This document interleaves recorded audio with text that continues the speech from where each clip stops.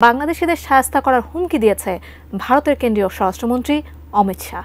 Rohingya और बांग्लादेशी घुसपैठियों को चुन चुन कर झारखंड के बाहर भेजने का काम भारतीय जनता पार्टी करेगी। আসসালামু আলাইকুম প্রিয় দর্শক, শেখ হাসিনার পতনের পর বাংলাদেশের ছাত্র জনতা ভারতের বিভিন্ন বিষয় নিয়ে সমালোচনা করে আসছিলেন, বন্যা পরিস্থিতি সহ আরও অনেক কিছুতে।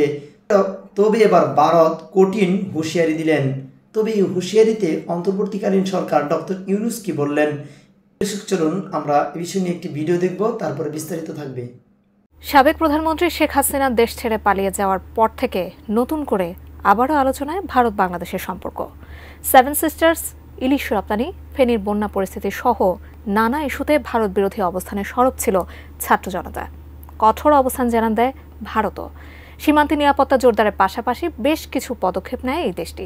সবশেষ বাংলাদেশিদের শায়েস্তা করার হুমকি দিয়েছে ভারতের কেন্দ্রীয় স্বরাষ্ট্রমন্ত্রী অমিত শাহ, যার কঠিন জবাব দিয়েছে বাংলাদেশও।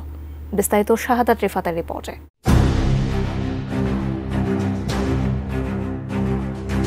चुन चुन कर झारखंड के बाहर भेजने का काम भारतीय जनता पार्टी करेगी। প্রধান উপদেষ্টা ডক্টর মুহাম্মদ ইউনূসের নেতৃত্বাধীন অন্তর্বর্তীকালীন সরকার গঠনের পর ভারতের সাথে কোনো সম্পর্ক রাখবে না বাংলাদেশ, এমন আওয়াজ তুলে ছাত্র জনতা। আর ফেনীর বন্যা পরিস্থিতির জন্য ভারতকে দায়ী করে সেভেন সিস্টার্স নিয়েও দেওয়া হয় হুমকি।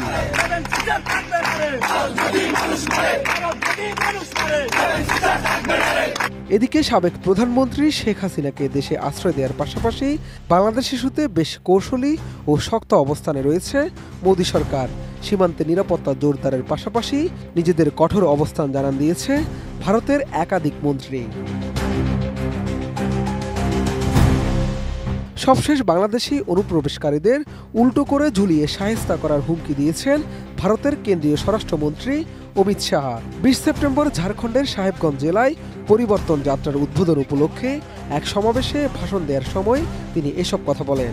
रोहिंग्या और बांग्लादेशी घुसपैठियों को चुन चुन कर झारखंड के बाहर भेजने का काम भारतीय जनता पार्टी करेगी। ডিজাইন, এলিগেন্স, বিউটি, সেরা পণ্য সবার জন্য জেভিকো। ওই সমাবেশে অমিত শাহ অভিযোগ করে বলেন, ঝাড়খণ্ডের জমি আদিবাসীদের, তবে এখানে বাংলাদেশি অনুপ্রবেশকারীদের সংখ্যা বাড়ছে, আর আদিবাসীরা 44% থেকে 28% নেমে এসেছে। हमारी सभ्यता को नष्ट कर रहे, हमारी संपत्ति को हड़प रहे, हमारी बेटियों के साथ अलग अलग प्रकार से नकली शादी रचा रहे हैं और हमारा रोजगारी का भी वो लूटने का काम करते हैं। झारखंड के अंदर कोई घुसपैठिए की जगह नहीं, वो भारतीय जनता पार्टी ही कर सकती है। এদিকে বাংলাদেশি অনুপ্রবেশকারীদের উল্টো করে ঝুলিয়ে শায়েস্তা করা হবে ভারতের কেন্দ্রীয় স্বরাষ্ট্রমন্ত্রী অমিত শাহর এই বক্তব্যের কড়া প্রতিবাদ করেছে বাংলাদেশ। 23 সেপ্টেম্বর ঢাকায় ভারতের ডেপুটি হাই কমিশনারের কাছে হস্তান্তর করা এক চিঠিতে এই প্রতিবাদ জানায় পররাষ্ট্র মন্ত্রণালয়।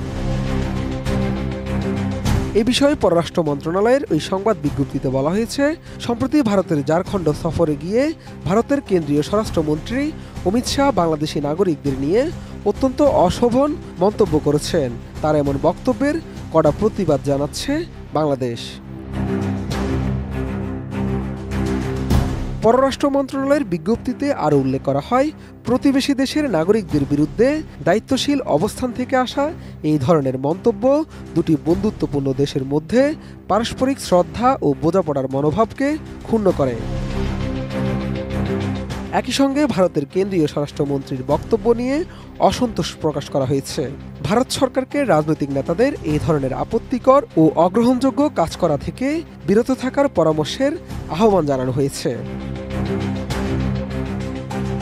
মূলত ঝাড়খণ্ডের সাঁওতাল পরগনা জেলায় উপজাতি জনগোষ্ঠীর লোকসংখ্যা কমে যাওয়া এবং বাংলাদেশি অনুপ্রবেশকারীদের সংখ্যা বেড়ে যাওয়ায় ভারতের রাজনৈতিক নেতাদের মধ্যে কয়েক বছর ধরে এই ক্ষোভ দেখা দিয়েছে। প্রিয় দর্শক, আমরা শুনছিলেন ভারত যেভাবে বলছিল বাংলাদেশের মানুষকে তারা লটকিয়ে রাখবে, তেমনিভাবে কিন্তু আমাদের অন্তর্বর্তীকালীন সরকারও কিন্তু সেই পাল্টা জবাবটি দিয়েছে। তবে আমি এখানে যেটা বলবো, ভারতের সরকার বাংলাদেশের যত ক্ষতি করেছে সেই ক্ষতিপূরণ কিন্তু বাঙালি এখনও পায়নি। অর্থাৎ ভারত আমাদেরকে এই পানি ছেড়ে যে পরিমাণ ক্ষতি করেছে, বাংলাদেশের মানুষ কিন্তু ক্ষতিপূরণ তো পায়নি, সেই ক্ষতিপূরণের জবাবও পায়নি, বরং বাংলাদেশিরা ভারতের উপর এখনও পর্যন্ত কোনো ক্ষয়ক্ষতি করে না। সেই হিসেবে বাংলাদেশের মানুষ ভারতের প্রতি দয়া দেখাচ্ছে।